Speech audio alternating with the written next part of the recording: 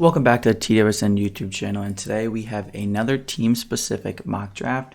This one being the Kansas City Chiefs. I don't think there's been a weirder offseason for a team than what the Chiefs have done. They signed Juju Smith-Schuster to kind of complement Tyreek Hill, and then you ship Tyreek Hill out after contract negotiations kind of stall. You're kind of going to lose Tyrann Mathieu, and they acknowledge that by signing Justin Reed early in free agency. The rest of that division has gotten so much better, so it just kind of leaves the Chiefs like, what are we doing, And obviously, like I alluded to, they decided to get rid of Tyreek Hill to get a bunch of draft picks. The Chiefs do have a lot of draft picks, and in general, when you pay your quarterback like that, Patrick Mahomes deserves it. Don't even think I'm going to act like he doesn't. But when you pay somebody like that much money, it's going to cause a little bit of a ripple in your other teams and your ability to pay other star players. And I think that's kind of just what unfolded in the Tyreek Hill situation. But just in general, I know it's tough to lose a guy like Tyreek Hill, but if they played these next couple drafts properly, your Super Bowl window for Patrick Mahomes does reopen. You just have to hit on some of these picks. It's no secret that one of these picks is probably going to be a receiver. And looking at the board, it's definitely going to be a receiver.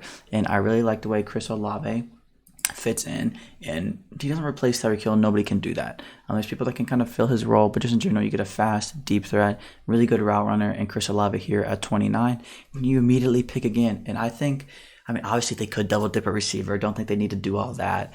But just in general, I think you're looking at a wide receiver, and you're looking at probably whoever they view as the best defensive player available.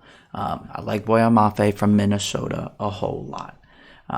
I know David Ojabo, maybe the Chiefs have that luxury pick and they decide to take a risk on Ojabo. Lewis Cine, you signed Justin Reed to replace Tyrann Mathieu. Maybe you still look to get a young guy here. Maybe you, like I said, maybe you double dip at the receiver position. Maybe there's a lot of different ways this pick can go. But in general, I like Arnold Ebiketie from Penn State. He's been flying up a lot of boards of late. I think there's a very good chance he sneaks into the first round.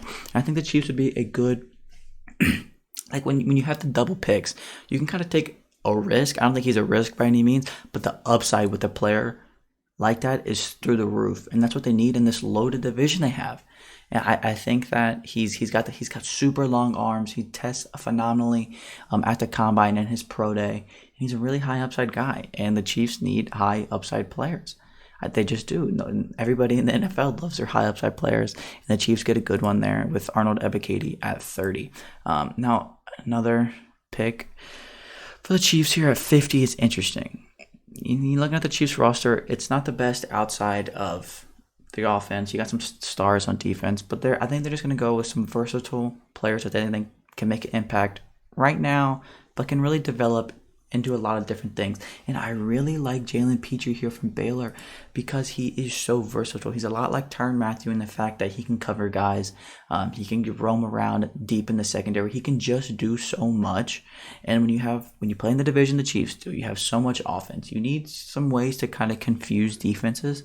And I think Jalen Petrie does that arguably better than anybody. He's a safety. He's really high cover grades.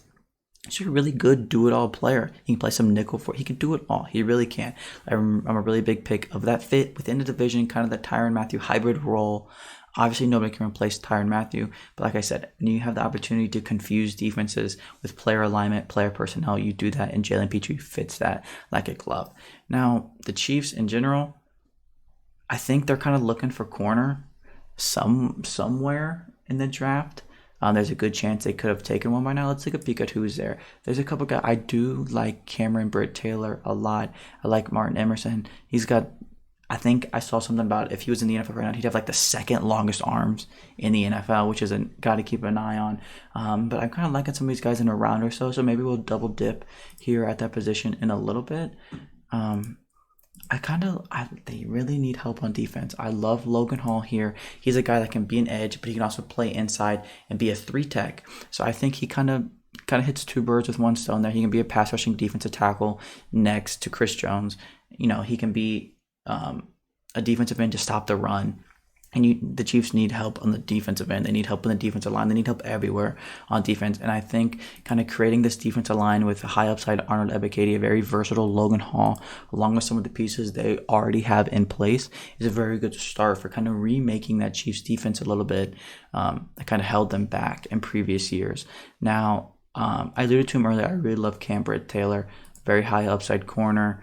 Nebraska's, so it's an interesting college in general. They don't produce the most NFL players, but he's a guy that can do a lot of different things, help you in a lot of different ways. And like I said, I'm going to double dip at the corner position and give you Martin Emerson from Mississippi State. I really like the way this board has fallen for Kansas City so far. You double dip at edge and corner. Like that's awesome. You can have these guys that come in and make an impact. Both of these corners I'm a huge fan of. Like I alluded to, Emerson has some of the longest arms in the NFL, which is coveted at the corner position. You get a do-it-all guy in Cam Taylor. This defense already is looking so much better. And when you have the Chiefs, you have Patrick Mahomes, you have Kelsey, you have this high-powered offense. I think you're going to spend a lot of these picks on defense because they don't have a lot of money. Obviously, when you pay the quarterback the way you do, you need people to be cheaper, and a lot of that comes through the draft. And I think this would be a home run so far for the Chiefs. Now they're getting to the point where you can do kind of anything. You can really go any position. You can really see why the Chiefs would why it would make sense for them. It's a weird one. I mean, Matt Araiza is honestly a little tempting here. I'm not even going to act like he's not. He's a punter. But, guys, I promise you he's going to go way higher than every single person thinks. And that's just a fact. But I'm gonna go a little bit of a different route here and get Jelani Woods from Virginia, a tight end. Now, I know it's a little weird. Travis Kelce, beast. Love the guy. Him and Patrick Mahomes are awesome. But he's not the youngest guy in the world by any means. There's no denying it. He's just not. Not that he's like close to retiring or any means. But Jelani Woods has been putting on a show. Pro days, combines. You put on the tape. It's awesome. It's phenomenal. So you can either run 2 tight end sets with him. He can be the Travis Kelce successor. There's a lot of fun things they can do in that offense. You lost Tyreek Hill. You gotta replace his production in a multitude of different ways. Maybe more 2 tight end sets comes out of it, so you can disguise some things. Jelani Woods would fit that bill perfectly. Super good athlete, and just the thought of him learning from Travis Kelce is awesome. And when you have as many picks as the Chiefs do now, that's a really good luxury pick that you can just sit there and just in a few years you're like, well, this is how we replace some of the Tyreek Hill production is by making the team more well-rounded. And I think that's kind of just what their whole draft plan has been. I'm really loving this Chiefs draft so far. Now at 135, they have so many picks. You could, like I said, you can really, really do anything. You really can. Let's take a look at linebacker. I know they have some talented younger guys in general. Let's go to Marco Jackson here from App State. App State, again, another one of those smaller schools, produce some NFL linebackers. Akeem Davis-Gaither of the Cincinnati Bengals.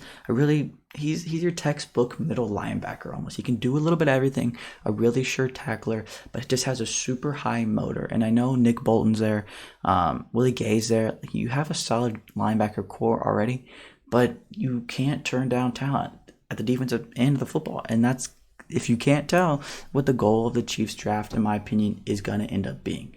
I mean, we drafted 1, 2, 3, 4, 5, 6 defensive players already. Because in case you guys didn't know, they don't really need too much help on the offensive side of the football. That's no secret at all. It's just not. They addressed the offensive line last year. The running back situation is a little interesting. I don't think Clyde Edwards-Helaire has panned out to what a lot of Chiefs fans were hoping. But they just brought in Ronald Jones.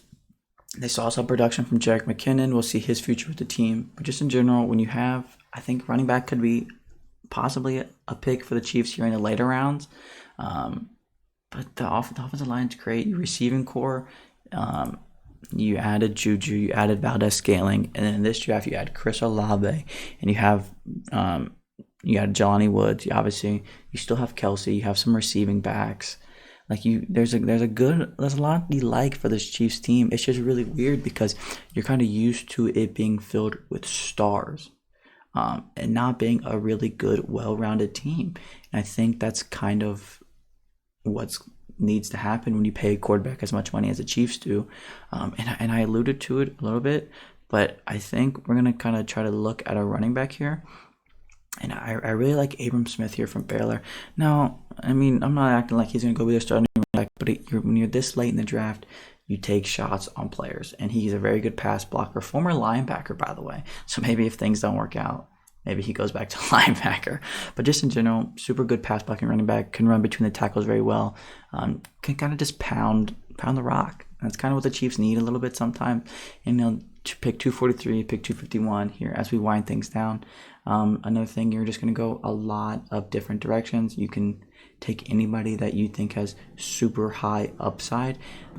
There's a lot of different ways that they can do this. I really like Kevin Austin Jr. here as a high upside dart throw per se. Tested phenomenally well at the combine and his pro day, kind of made a name for himself there, and we know the Chiefs love their athletes. I think he kind of just fits like a glove there and adds, it's a dart throw. The upside's there, the floor is obviously super low, and we're going to take another dart throw here with I believe their last pick of the draft. I'm tempted to go Jalen Armour-Davis to add some even more depth to that cornerback room. Yeah, let's do that. Jalen Armour-Davis, he battled some injuries at his time in Alabama, but we know Alabama produces NFL players. Nobody is going to act like they don't. Man, 1, 2, 3, 4, 5, 6, 7, 8, 9, 10, 11 picks for the Chiefs as where we stand right now. You can kind of recap it here a little bit. I think, like I alluded to the whole time, they're going to add kind of well-balance that offense a little bit early in the draft and then kind of really attack the defensive side of the football. It's a very interesting time to be a Chiefs fan, man. It really is. But I think if they play this draft properly, they can compete for longer. You have Patrick Mahomes. You have one of the most talented quarterbacks to ever do it. Take advantage of that. Get some producers. You have so many picks. Use them smartly. Take guys that can fill certain roles, and your Super Bowl window will open right back up. It's so hard to ever close it when you have a guy like Patrick Mahomes. But I really think if they kind of do what we did here, take a lot of these versatile, high upside guys that just fill a lot of roles for the Chiefs. They have to replace Tyreek Hill somehow. They have to fix this defense. And if they do that, I think the Chiefs might end up becoming a better team than they were last year. But that's going to wrap up this Chiefs team-specific 7-round mock draft. A lot of picks. Hope you guys enjoyed it, and I hope to see you again here on the TWSN YouTube channel soon.